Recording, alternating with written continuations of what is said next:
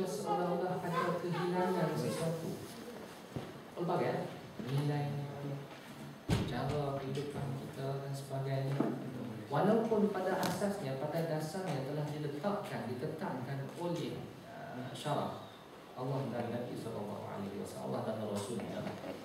Tetapi apabila tak diamalkan, tak wujud perkara itu dalam masyarakat kita, lalu kita anggap, lalu itu dikatakan sebagai suatu kehilangan. Ya, satu kehilangan. Maka apabila kita pergi cari dapat nilai itu, maka itu tuntutan untuk kita bawa balik. Ya, tuntutan kepada kita untuk bawa balik dan amalkan dia, suburkan dia. Al-hikmah dhalatul mu'min, dia anggap sebagai kehilangan. Jadi saya rasa saudara-saudari telah pun sedia maklum lebih lama dari saya di sini. Saya hanya sekadar singgah beberapa bulan ya. Ini pun dah tu hilang jari dah. Tak ada lama kat sini. Dengan kerja dan balik lagi, kerja lagi tambah-tambah. Dah kita dulu. Rasa sini nampak ngas sudah. Tapi balik nanti kerja dulu nanti. Datuk Mufti pun dah bagi syarat. Cuti nama no.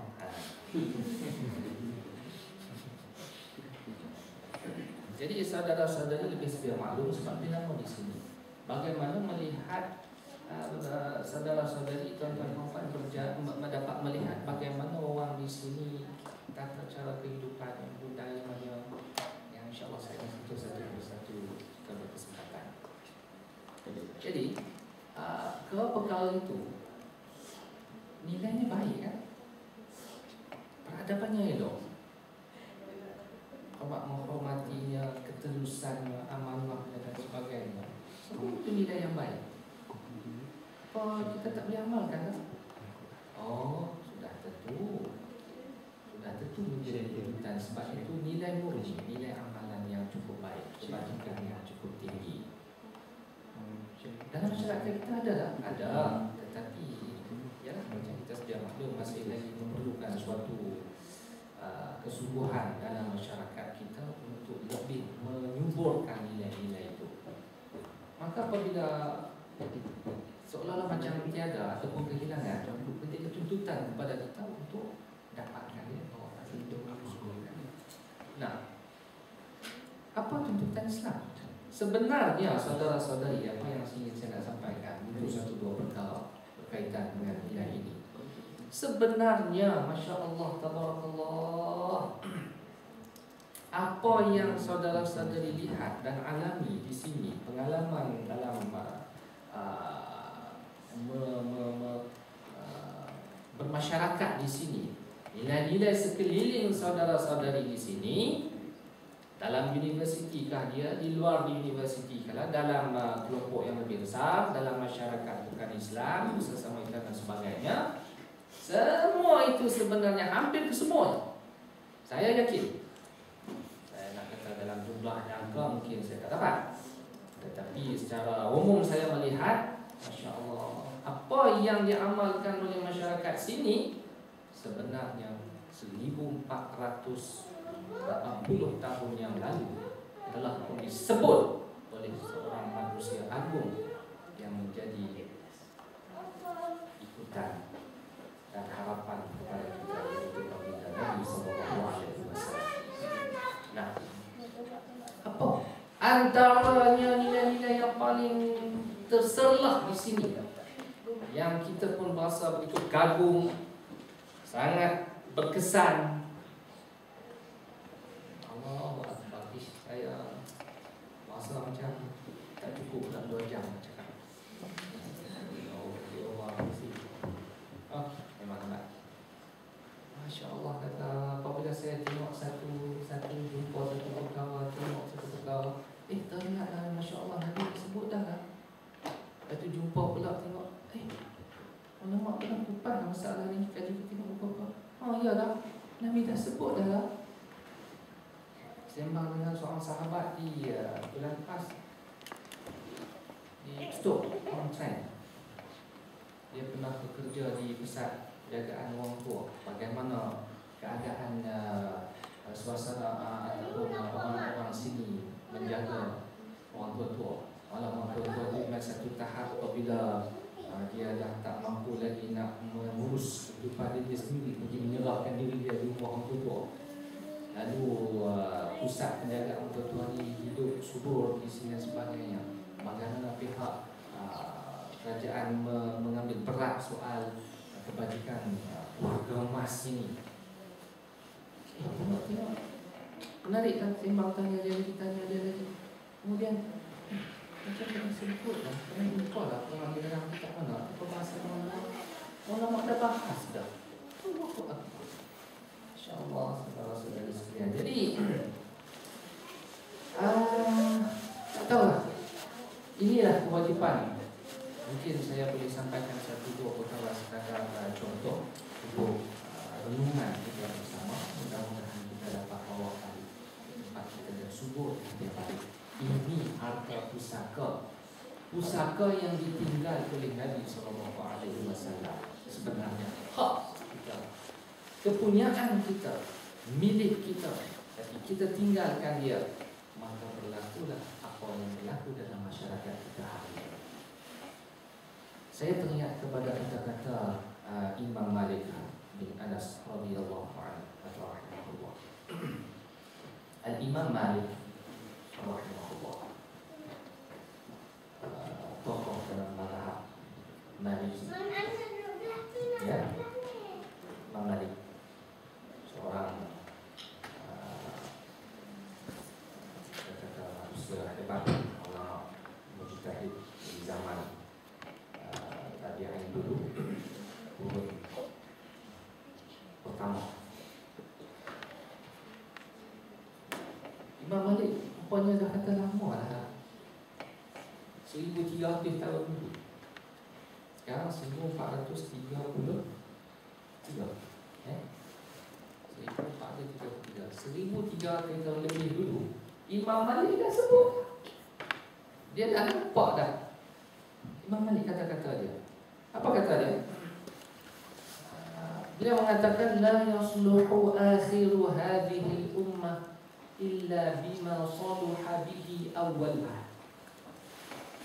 La yasluhu akhiru hadhihi ummah, tidak akan jadi baik umat akhir-akhir ini. Itu kepada kita lah. Illa, melainkan bima saluha bihi awwaluha, melainkan dia pegang kepada apa yang umat-umat terdahulu menjadi baik. Apa maksud? Imam Malik mengatakan tak boleh jadi baik orang-orang di hujung-hujung nanti, umat-umat akhir nanti tak boleh jadi baik, tak akan jadi baik. Kita sebut tak akan lah, tapi Imam Malik kata cuma tidak dia. Melainkan dia hendaklah kembali semula kepada apa yang membuatkan umat terdahulu menjadi baik. Apa yang membuatkan umat sebelum umat-umat terdahulu, khususnya dalam umat Nabi Muhammad lah. Maksud di sini umat Nabi Muhammad sebelum pada zaman Imam Malik ataupun sebelum zaman dia, ketika itu sangat baik dari segi kehidupan, bukan sahaja peribadi dan juga dalam masyarakat. Apa yang membuatkan mereka baik? Illa bima salaha bihi awwaluha, yaitu kembali kepada apa orang dulu baik, yaitulah kembali mengamalkan apa yang Nabi bawa. Mengamalkan apa yang Nabi bawa dalam kehidupan kita, itu yang membuatkan dia baik. Menjamin kebaikan bukan sahaja di dunia, juga sampai ke sana di akhirat. Maknanya, saudara-saudari sekalian, apabila berpegang kepada ajaran Islam ini, itulah yang membuatkan kita menjadi baik. Bukan sekadar takat di dunia ini, malah sampai ke sana. Dan matlamat kita, kita orang yang beriman, yang paling penting adalah mengakui bahawa kewujudan Allah Ta'ala dan ada kehidupan di sana. Itu matlamat kita. Kalau kita hanya sekadar menerima hanya kehidupan di dunia dan mengerahkan seluruh masa dan tenaga untuk kehidupan di sini sahaja, itu baru sama dengan orang sini. Baru sama dengan orang sini. Sedangkan wawasan kita orang yang beriman sampai sana. Sebab itulah kalau kita melihat kupasan para ulama dalam berbagai bidang, yang akhirnya semuanya menjurus ke arah sana. Jadi apabila nak sampai ke sana, semua tata cara kehidupan di sini menjurus ke sana. Jadi nak buat apa-apa pun melihat ke sana. Itu matlamat kita orang yang beriman. Alladzina yu'minuna bil ghaib. Orang yang beriman dengan perkara-perkara ghaib. Apa perkara ghaib? Ada sana, kita tak nampak pun. Nabi menceritakan kepada kita pun perkara-perkara yang pernah dilihat dalam Isra dan Mi'raj dan diceritakan kepada baginda oleh Jibril alaihi salam sahaja. Hakikatnya Nabi pun belum melihat. Apatah lagi para sahabat dengar kisah ataupun dengar keadaan tergaib pun hanya dari mulut Nabi. Melihat jauh sekali, mendengar jauh sekali, merasai tidak lagi, tetapi terus beriman.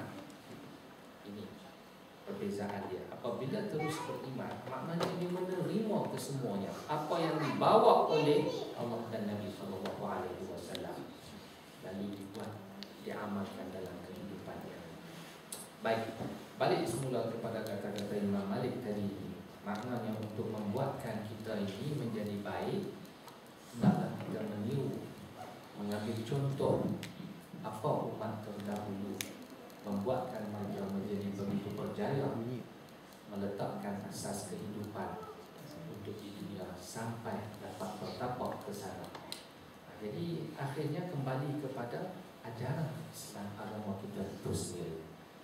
Apa yang berlaku di dalam masyarakat kita di Malaysia hari ini, kita meninggalkannya di sebelah tepi. Kita meletakkan dia di seolah-olah macam meminggirkan dia. Ini yang menjadi masalah. Firman Allah Subhanahu wa taala dalam surah Al-Anfal, kalau silap saya ayat 58 kalau silap saya. A'udzu billahi minasyaitonir rajim. Bismillahirrahmanirrahim. Wa anna hadha siratal mustaqim fattabi'uhu wa la tattabi'us subula fatafarraqa bikum 'an sabili. Dzalikum wasaqum bihi la'allakum tattaqun. Shadaqallahu. Jadi apa yang kaitan Imam Malik sebut tadi ini jelas memang berpaksikan daripada ayat ini. Kita boleh tengok kepada ayat ini. Wa anna hadha sirati mustaqima. Bahawasanya inilah jalanku yang lurus. Allah Ta'ala firman. Wa anna hadha sirati mustaqima. Jalan yang lurus. Fattabi'uh, maka kamu ikut dia. Ikut dia jalan ini. Ini bau dia dua ini. Boleh nak tengok ni.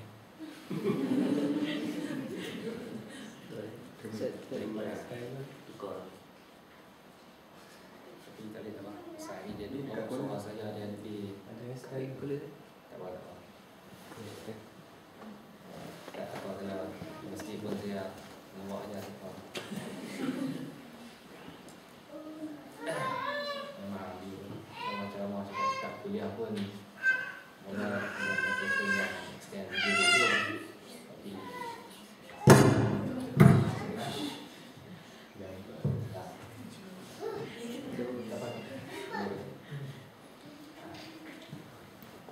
fattabi'uhu wa la tattabi'us subula.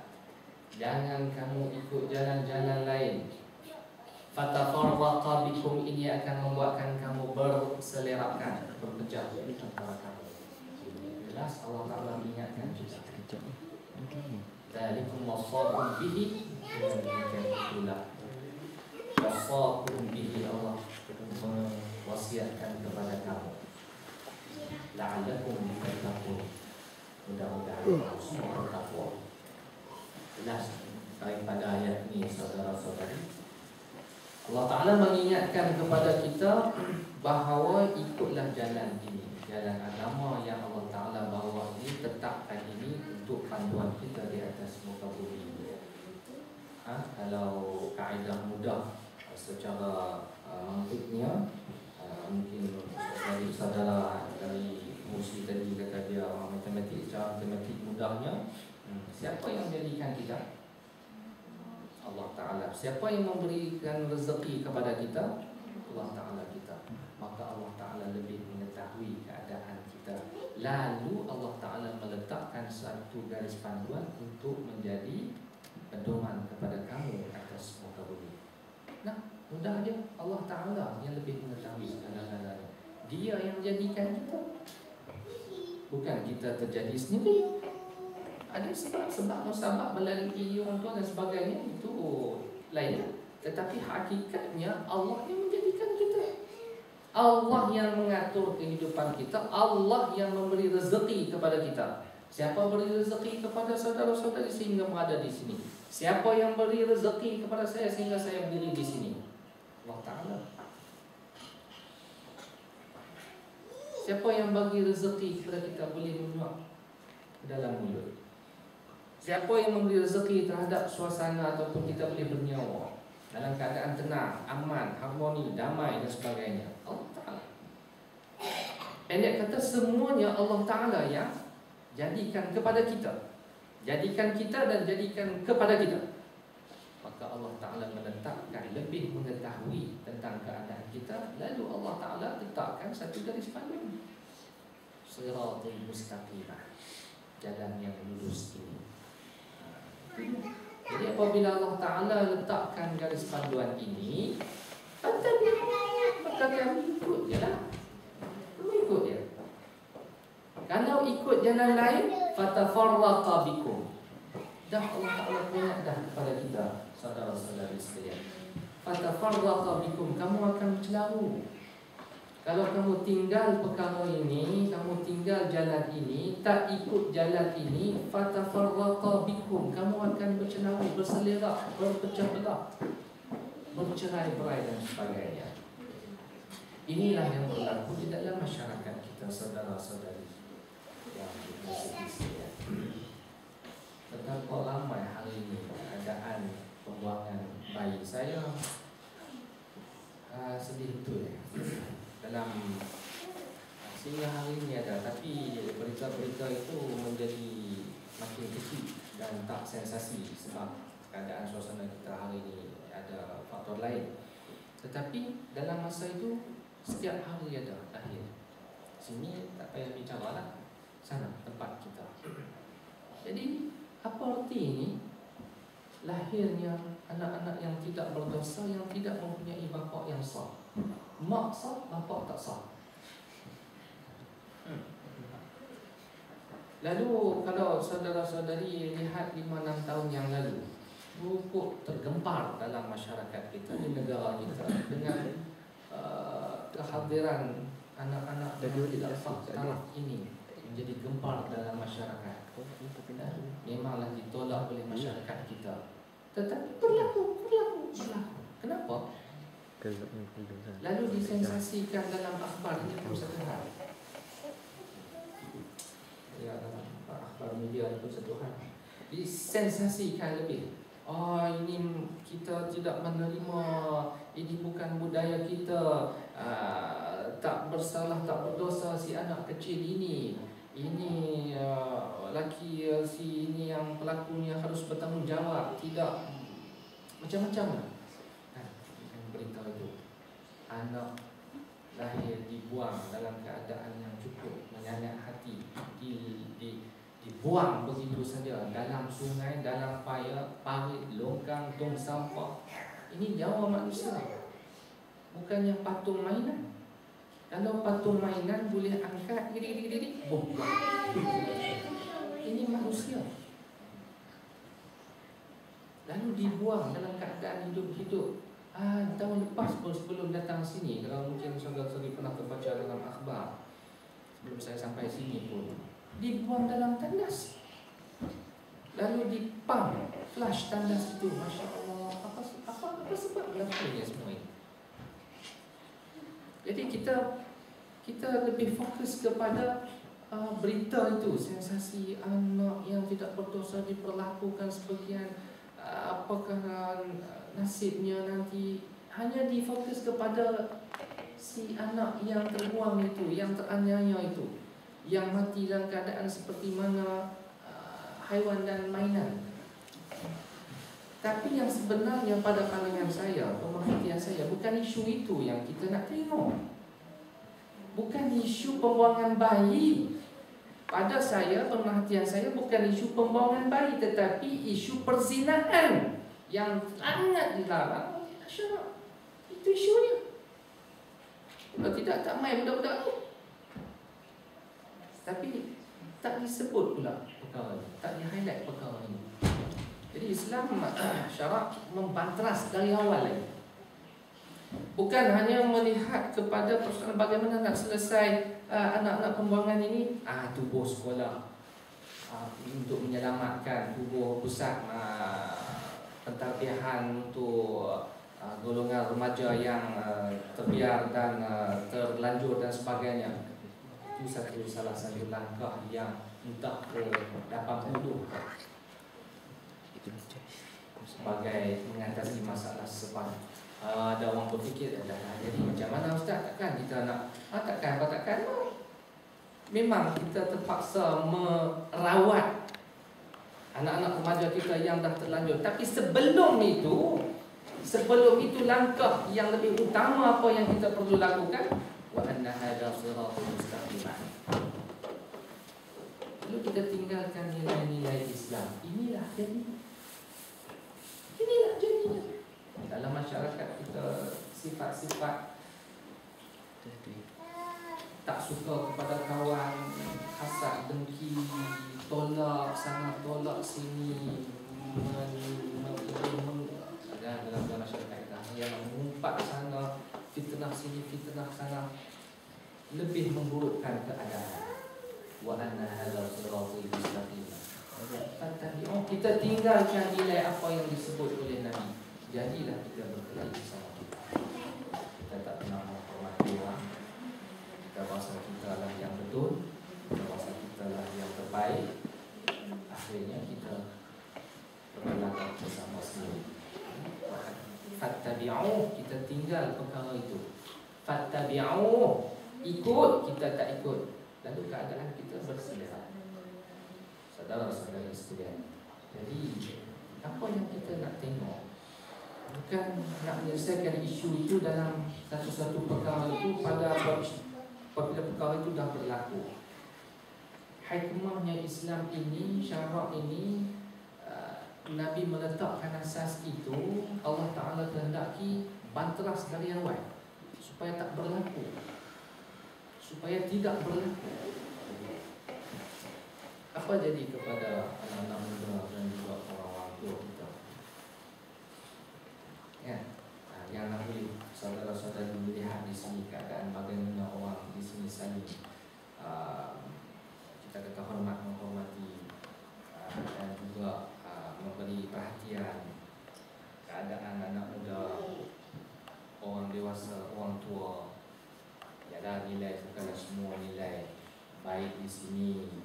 Ada perkara yang bertentangan dengan syarak yang turun kita tolak, tapi yang nilai baik itu yang kita rasakan selari dengan syarak, yang mana hakikatnya syarak dah sebut dah, Nabi dah sebut dah. Satu perkara yang saya tertarik di sini, iaitu dia bagi macam perhatian kepada kita apabila kita bersama berbicara dengan dia, menghormati kita. Terus terang dia bercakap. Semalam saya kena tahan dengan polis panggil, dia terang kepada saya apa yang saya salah. Nak sama dah. Alhamdulillah tempat itu. Ada orang yang Jerman kata dia kata baju insya-Allah. Agak pakai kerja Jerman.